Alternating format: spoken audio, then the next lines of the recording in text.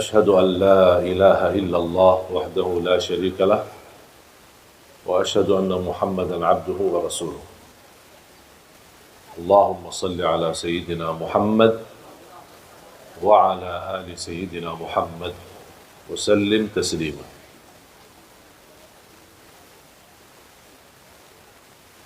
Alhamdulillah, syukurillah, masih diberikan oleh Allah Subhanahu wa taala kesempatan untuk kita sama-sama bertemu kembali dan silaturahim.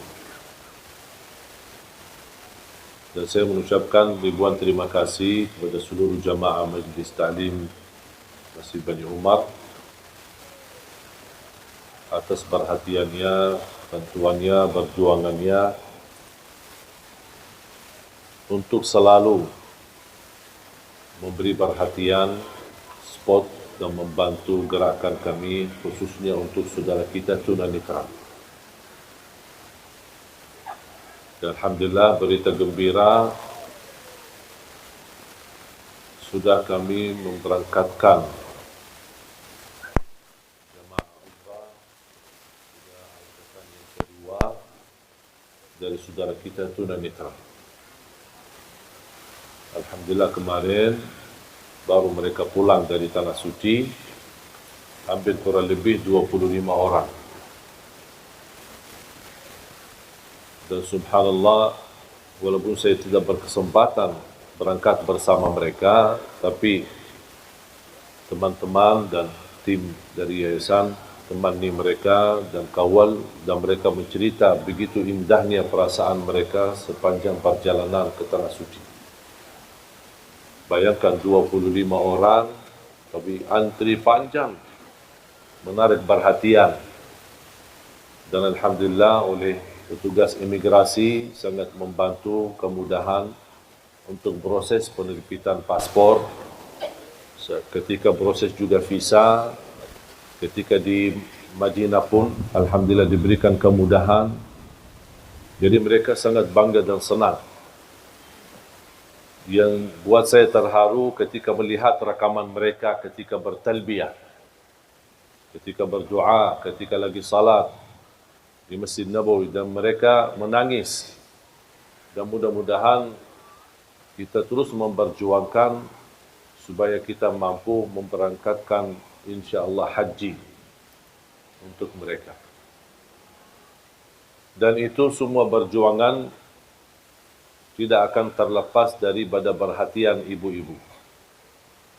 Karena jujur saja, kalau bukan izin Allah Subhanahu wa taala, kemudian bantuan, perhatian, kasih sayangnya dari ibu-ibu, nampaknya program ini belum tentu bisa jalan. Khususnya Majlis Ta'lim Bani Umar, karena satu-satunya Majlis Ta'lim yang mulai dari awal sampai titik ini komitmen dan terus mensupport dan membantu program ini. Awal pertama kali yang merespon program kami Majlis Ta'lim adalah Bani Umar.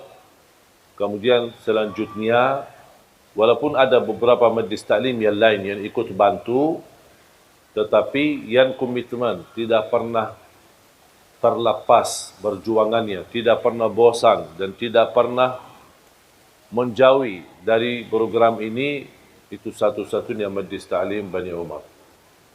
Mudah-mudahan ini merupakan berkah untuk semua jamaah dan mudah-mudahan menjadi amal jariah, sedekah jariah yang tidak terputus pahalanya insya-Allah sampai hari kiamat.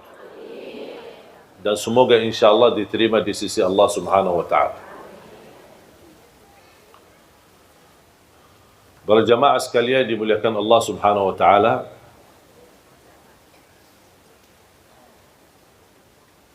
saya membaca satu kisah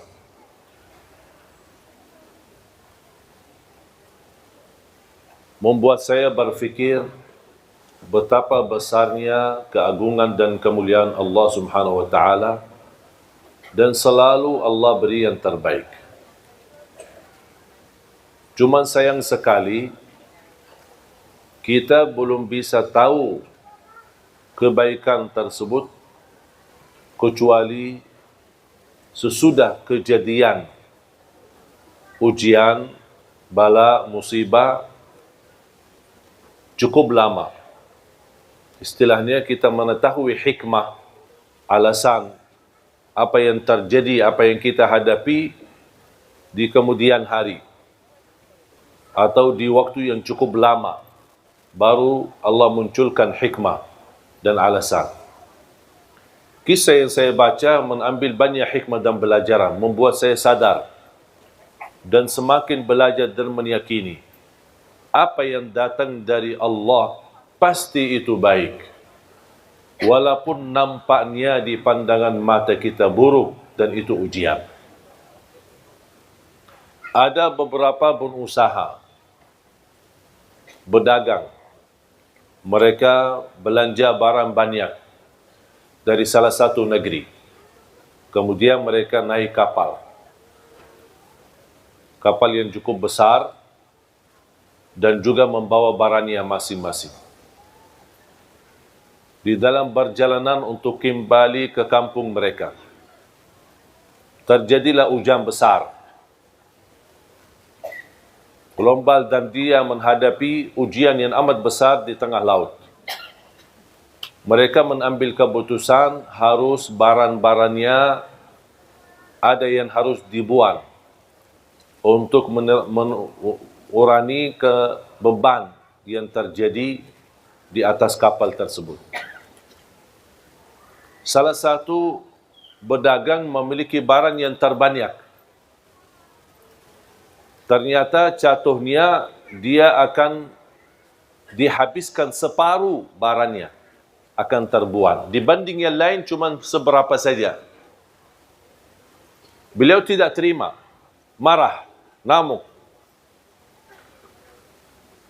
Saya bisa rugi banyak, separuh barang saya masa dibuang begitu sia-sia.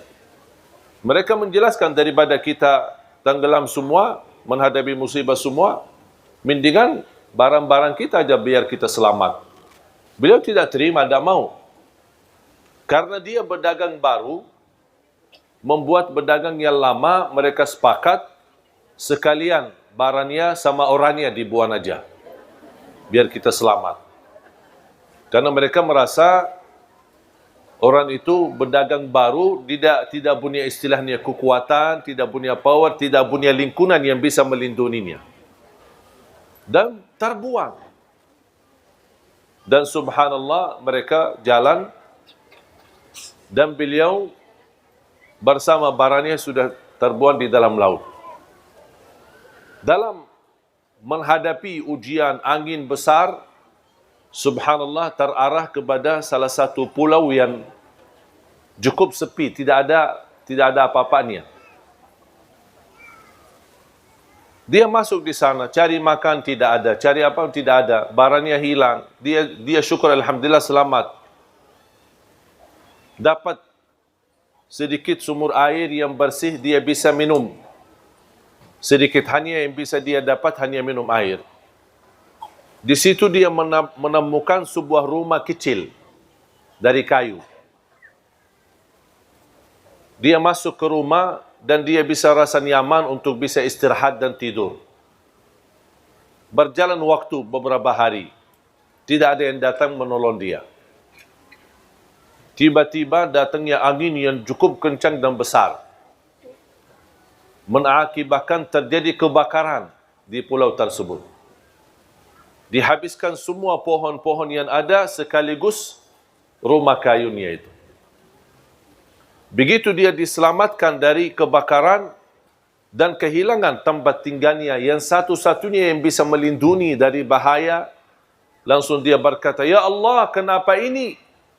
Sampai rumah yang aku tempati untuk mencari nyaman dan melindungi diri, kebakaran habis."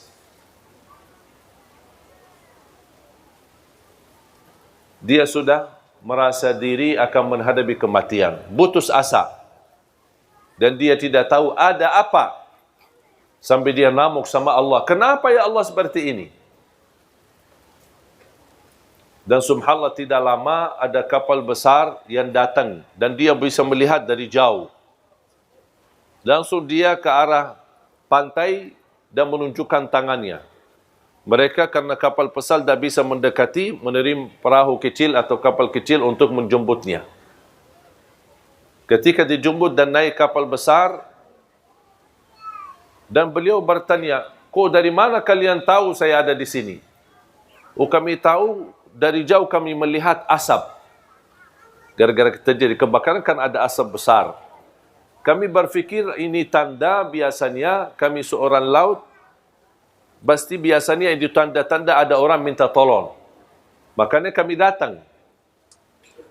Terus mereka tanya, Iman kamu kok bisa datang sini sendirian? Oh, ceritanya saya bersama kapal berdagang, mereka mengkhianati saya, mereka semua bersepakat untuk melimbar saya di laut, dan syukur saya bisa selamat.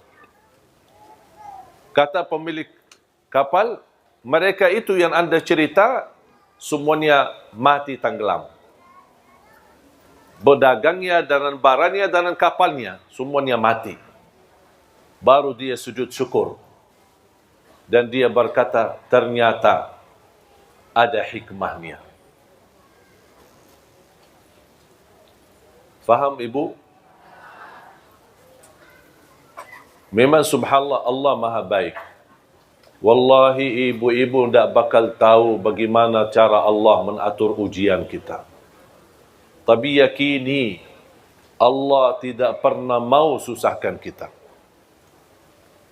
Kalau ibu yang begitu cinta dan sayang sama anaknya, kira-kira mau enggak dia susahin anaknya? Kata Rasulullah, Allah jauh lebih besar kasih sayangnya kepada hamba daripada ibu kepada anak. Tapi ada manusia yang belum percaya sama Allah. Ada manusia yang masih berkata, ya Allah kenapa saya seperti ini? Ya Allah kenapa saya cuma penderita sakit?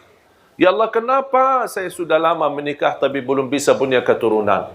Ya Allah kenapa saya dijodohkan sama orang yang jahat yang menyakiti perasaan saya?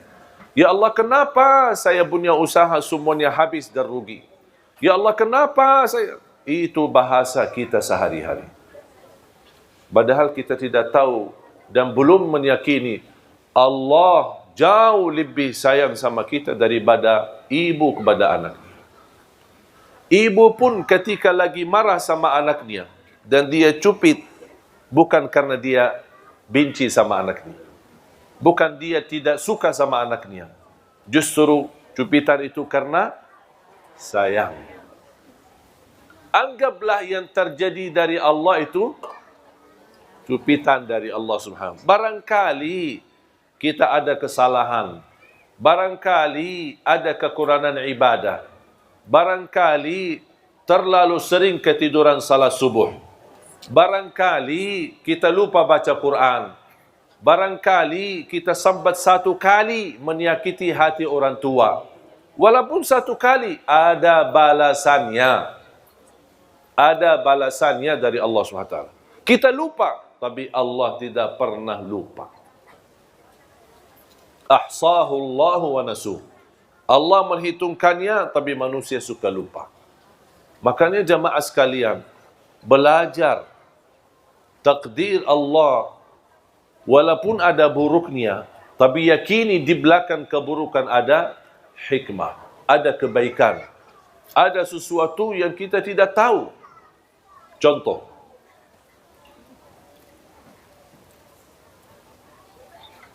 tadi ada satu ibu bercerita, suaminya meninggal. Semoga diampuni Allah Subhanahu wa taala. Baru saja nikah 7 bulan.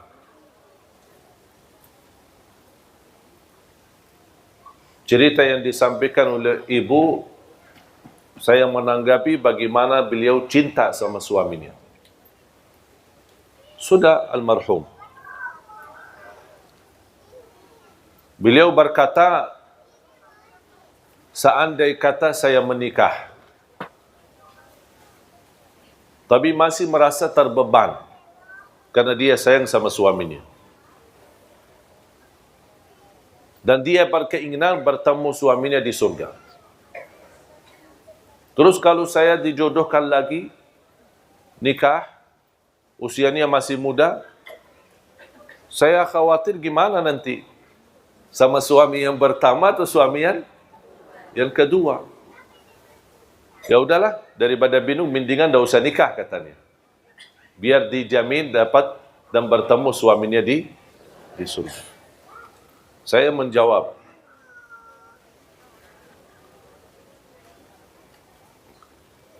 kalau usulan saya, kalau ada jodohnya nikahlah.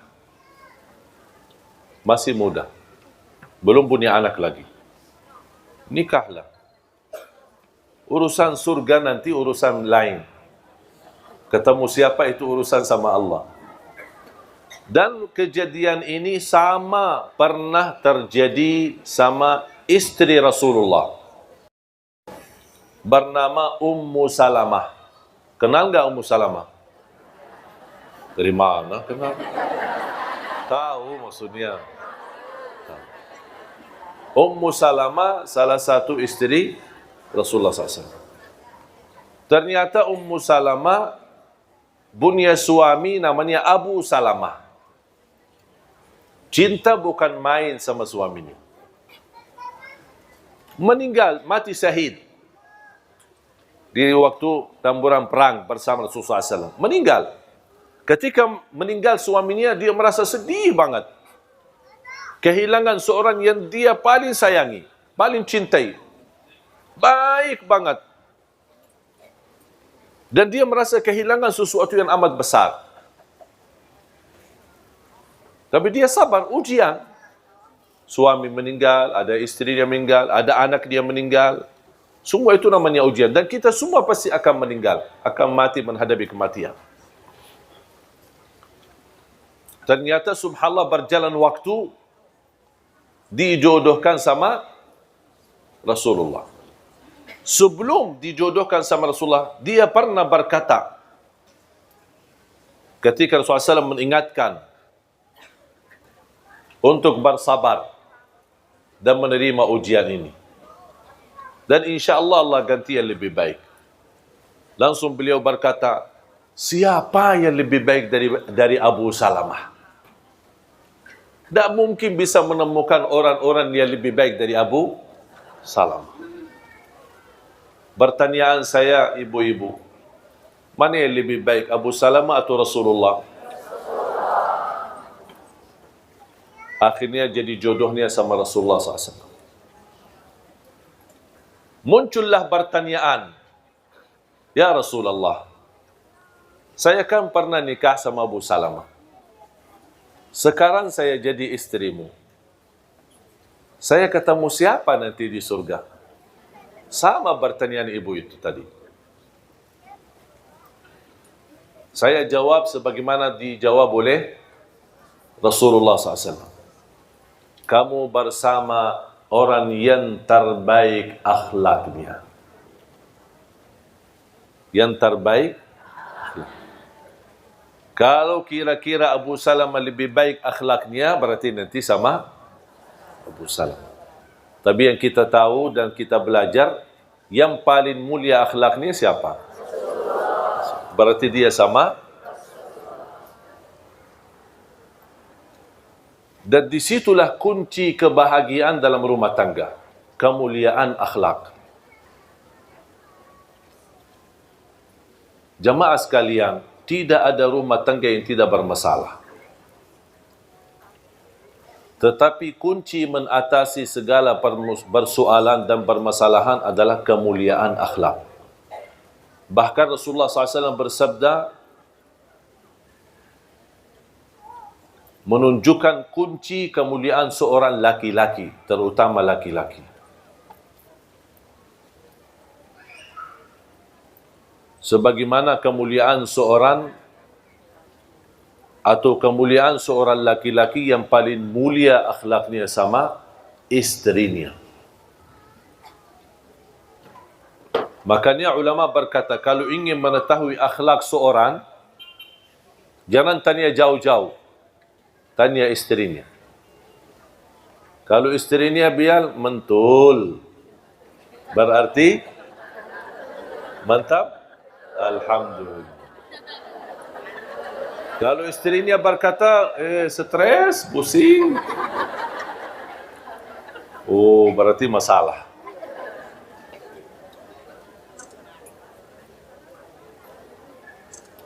Dan subhanallah, dengan kemuliaan akhlak kita bisa memiliki segala sesuatu. Dengan kemuliaan akhlak kita bisa memiliki segala. Memiliki hati orang, memiliki kehormatan orang, memiliki kemuliaan orang, pasti akan dimuliakan. Apalagi di saat istri kita sedang membutuhkan dampingan kita, perhatian kita, bantuan kita. Itu luar biasa, sangat harga besar baginya ketika dia memiliki suami yang berakhlak mulia. Makanya jamaah sekalian, sampai Rasulullah SAW bersabda, "Aqrabukum minni majlisan yawmal qiyamah ahasinukum akhlaqa." Yang paling dekat kepadaku hari kiamat, kata Rasulullah, yang paling mulia akhlaknya di dunia. Jadi kemuliaan akhlak atau seorang memiliki kemuliaan akhlak, dia mendapatkan posisi yang amat besar di sisi Allah. Kemuliaan, darajat yang tinggi bersama para nabi, siddiqin, syuhada dan salihin.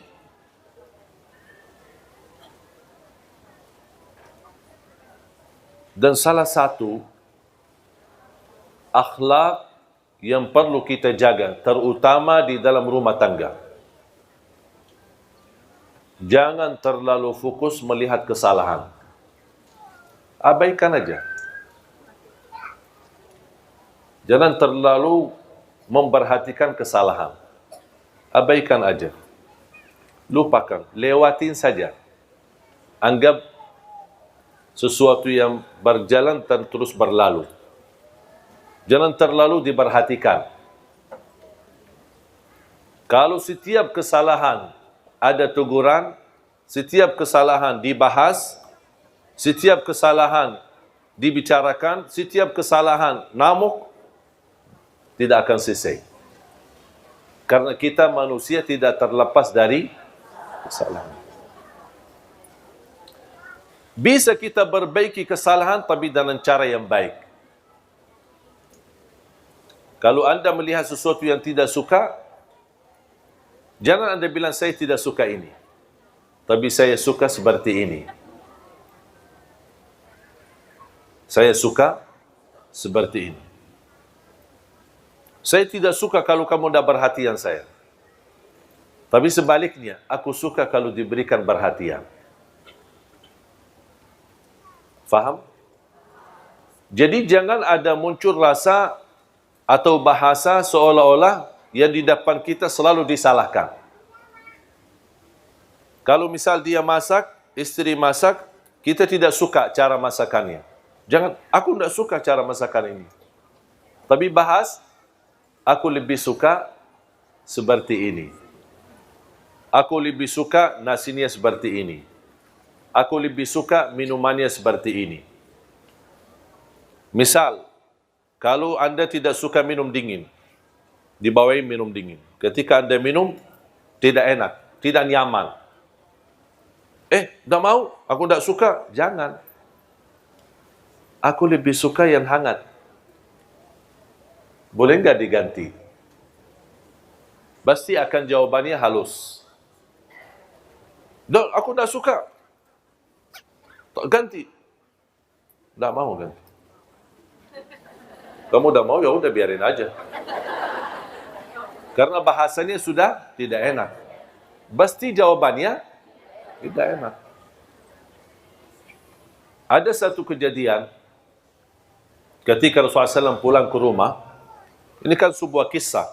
Ada yang sebutkan kisah ini benar, ada yang bilang tidak benar. Tapi intinya kisah, tidak ada mempengaruhi masalah ibadah. Rasul pulang ke rumahnya, musim panas, keringat, capek, mau beristirahat, datang istrinya, Siti Aisyah membawain minum.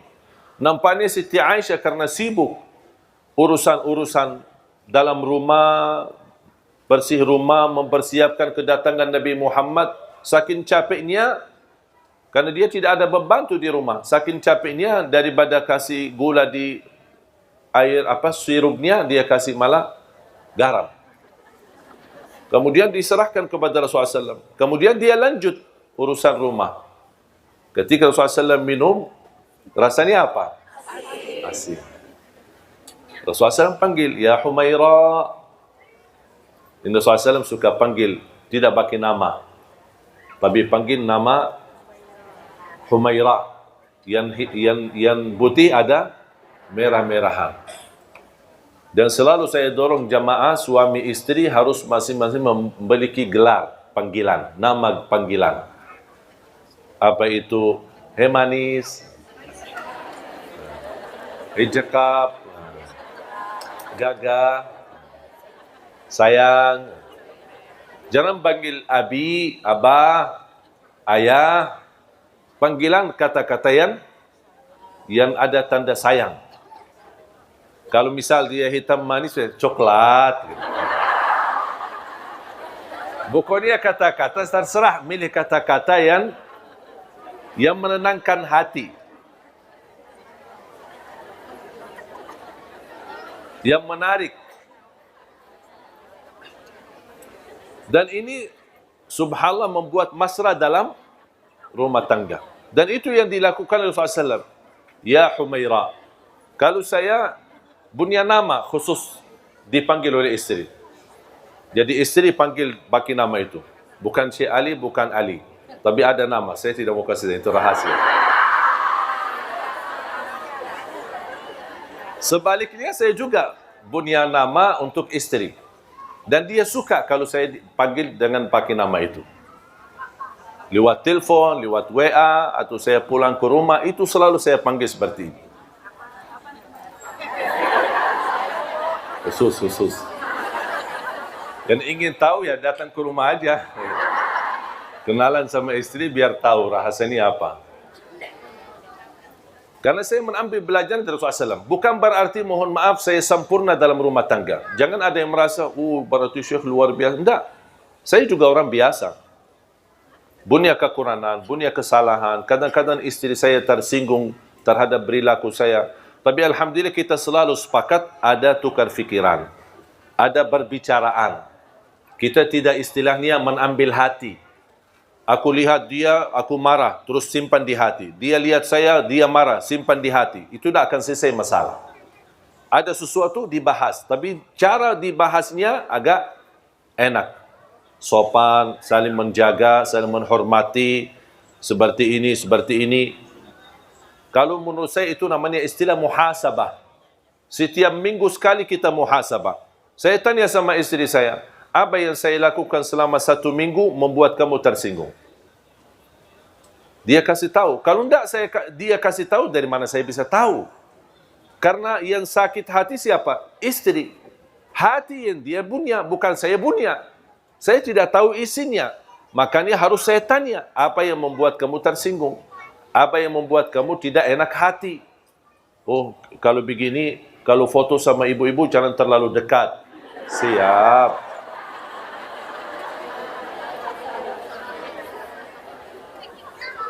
Udah, saya akhirnya turuti apa yang dia mau. Kalau bisa, jangan foto sama sekali. Saya bilang jangan, nanti ibu-ibu juga tersinggung. Saya jelaskan. Saya tidak bilang, tidak mau dan membalas dengan kasar. Enggak, saya bahas. Begini, kalau di Indonesia, kalau tidak menolak, kalau ketika diajak foto, nanti kita dianggap sombong. Tidak ada kasih sayang, tidak ada perhatian. Saya jelaskan, itu kebiasaan di Indonesia. Kalau di Arab memang beda. Ya, akhirnya saya jelaskan, oh gitu, ya udahlah, boleh. Tapi coba kalau saya bilang, pas begitu, kalau bisa jangan foto sama ibu-ibu, dah mau, harus saya foto. Berantem, dah akan selesai masalah. Dan dah bakal dia setuju. Tapi dia ada bicara baik-baik, halus, akhirnya alhamdulillah dapat disetujui. Tapi jangan terlalu dekat. Aku heran kadang-kadang ada ibu-ibu begini. Astagfirullahaladzim, saya kaget. Saya bilang, ibu, saya masih wudu.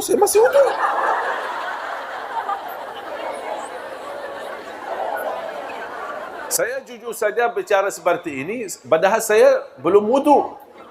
Tapi kenapa saya terpaksa jangan supaya dia menjauh daripada bubu jauh. Nanti dia juga tersinggung. Masalah lagi. Selalu berusaha memilih kata yang bisa difahami tapi tidak menyakiti hati. Maaf, saya lagi wudu. Ya.